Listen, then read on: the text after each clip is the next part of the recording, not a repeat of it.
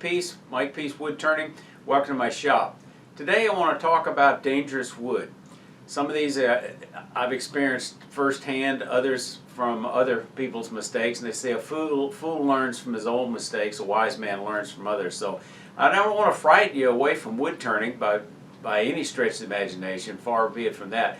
My goal is to give you some information that will be helpful so you can be aware of the hazards in order to reduce or mitigate the possible risks. Forewarned is forearmed. I want to give this shout out for Denver Lewis for suggesting the topic of this video. I think wood hazards fall into two major categories. The first one is the one I'm going to talk about today, and that's basically cracked or flawed wood. The second one is toxic woods, and I'll cover that in a future video. First is cracked or flawed wood. It's always a good idea to examine your blanks very carefully for flaws or cracks. Let's take this board for example. It's a slab of air-dried red oak, about 2 1/4 inches thick. I saw some cracks but discounted them. I successfully turned this bowl, and I highlight that crack here in yellow. The next bowl was not successful. Fortunately, I was out of the line of fire when it disintegrated. I turned this platter a number of years ago from black limba from the Congo. It's a beautiful wood. It's got somewhat of an oily content, so it sands very easily, cuts smoothly. I had another blank from the same platter of wood. This is often used for electric guitars because of its green color. It's just very pretty. So in the other blank I turned, and I was not successful, as you can see in the video clip I'm going to show. As I was getting toward the end, it had a flaw in the wood, and it had a crack I did not notice. I actually noticed it and probably discounted it a little bit, and then it finally exploded on me.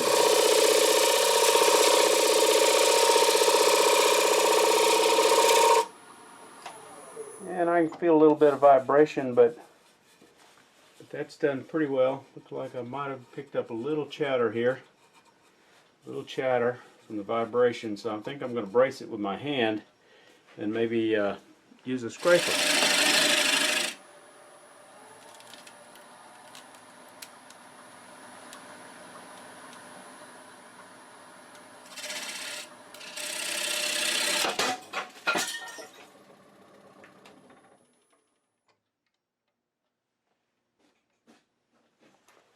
Okay, what we have is a big fail.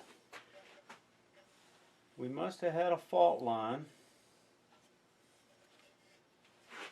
I can't stress enough the importance of wearing a face shield when you're turning wood, anything other than much bigger than a pen. Anything larger than you're willing to get hit in the face with. But also it's important that you note the rating. Some of these are better than others. Some of them are really chemical splash shields that really won't do much to protect your face other than to keep some sawdust off your face.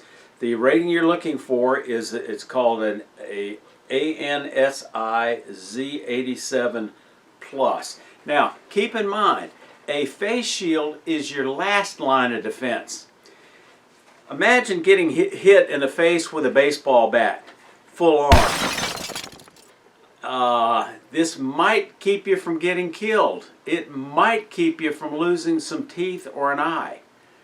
But it's going to do some damage if you get hit full in the face with a large block of wood. So again, don't wear this and think you're fully protected. The more important things are, number one. So here's a war story. I know of a club member years ago who was turning a platter, about this size, and then he speeded it up in order to take that last final finishing cut. Somebody made the comment, there's nothing more dangerous than a man with a lot of money. He was turning on a large lathe. He was a new, inexperienced wood turner.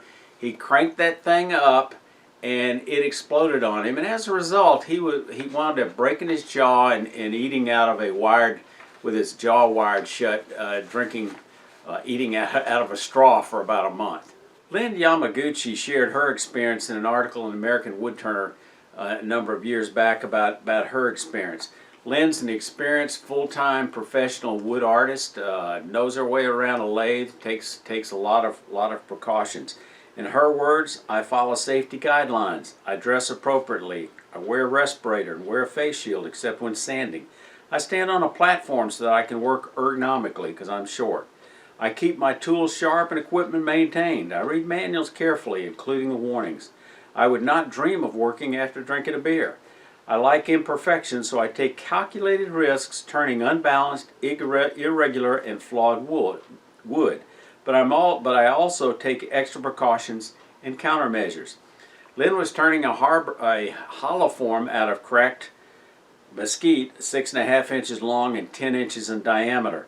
She was planning to fill the cracks with turquoise and had already completed 12 of these pieces for an order she'd had. She was aware of the hazards. She had wrapped the wood blank in duct tape to reduce the hazards and had been turning at safe speeds. She had completed the hollowing and she was turning at about 1200 RPM when she was interrupted by a phone call. She turned the lathe off, dropped her half-mast respirator and removed her face shield. She put her half-mast respirator back on, but not her face shield. As she turned the lathe back to observe the shape with the duct tape on the outside, the lathe resumed at a fairly high speed. The wood exploded and hit her in the face. All of the bones, in her words, all the bones in the left side of my face, from my teeth up through my eyebrow and from beside my nose to my temple, were fractured. It took 4 titanium plates to reconstruct my face. The bone at my temple was pulverized with not enough left intact to even attach a plate. Always wear a face shield, a properly rated face shield. This particular bowl has a severe crack in it. I would not turn it without this cage. You close up of that crack. It's a large crack. It runs all the way through this piece. It does not come through the bowl, so there's a little bit of structural integrity on the inside. So, down. Okay, well, I found that this is an effective technique, and it does provide a significant barrier between you and the wood. Fortunately, it did not explode, but the opportunity was there. If you have one of these, especially if you're an aggressive turner, if you like to turn fast, if you like to be heavy-handed, you like to use dull tools and push harder, if you like to do punky wood with voids, anything that's puts you at risk, consider using the cage. Next risk I want to talk about is ring shake. Something you don't run into too often, but I at least want you to be aware of it so you can examine your wood blanks for it. A cup or ring shake follows the line of the annual rings. The separation of the rings is generally caused during the growth of the tree, either by a check in the growth or by bending and twisting under high winds. It's common with cherry trees. I found these examples along the nature trail in my neighborhood. Wood that is not flawed that can still be a hazard is wood with bark that you're taking the bark off of the piece. An example is you're turning a log for perhaps a hollow form. Just a quick tip, when you're turning a log, it could be a hollow form, could be a vase, and you're removing the bark, take just a little bit at a time. Don't sweep it back and forth like it was a piece of wood without bark. You want to remove it about an inch at a time, because if you don't, you're liable to skin through an area by doing that and catch it, and you're liable to have a huge piece of bark flying off in your face. So I can't emphasize enough, this is your last line of defense. The first line of defense is going to be turning at an appropriate speed. I've got a whole video. If you're interested in learning about lathe speed, click on this link above. But turning at a safe speed, the larger the object, the larger the miles per hour, the larger the project, the more energy that's going to be transmitted if a piece comes loose. Keep your speed down. Probably the most important one is standing outside the line of fire. That's especially critical when you first turn on the lathe, when anything can possibly happen. The line of fire is that perpendicular line right through here. And if you're lucky, a broken piece might go straight up, it might go back, but it could come straight at you. It might hit the tool rest, and then all bets are off. It could go in any different direction.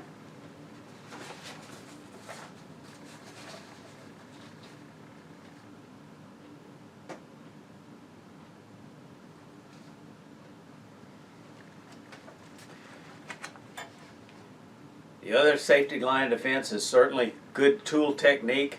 avoiding scraping, sharp tools, cutting appropriately in the right direction of the grain, and as I've already talked about, checking the wood very carefully for flaws. And if you hear a strange noise, stop and don't discount it. Examine it very carefully. I've learned that lesson. So if you want to learn more about that second aspect of dangerous wood, toxic wood, you may be interested in this link above for this video on toxic wood. If it's not up now, it'll be up within a week. Y'all stay safe and come on back here.